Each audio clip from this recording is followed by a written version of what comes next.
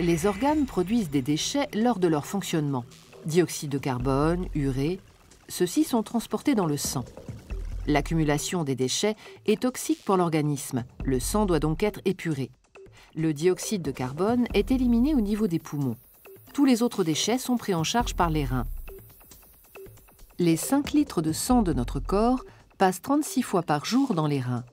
Cela représente 180 litres de sang qui y transitent chaque jour.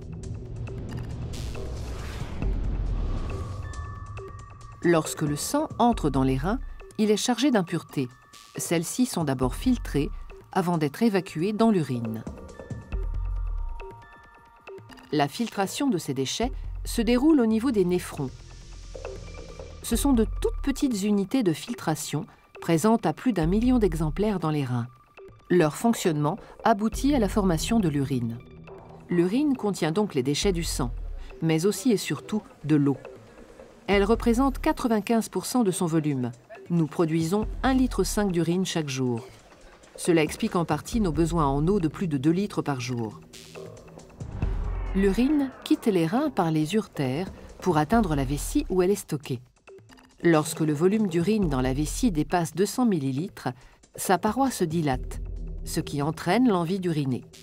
Le relâchement de certains muscles permet alors à l'urine de s'écouler dans un conduit appelé urètre et de s'évacuer à l'extérieur de l'organisme.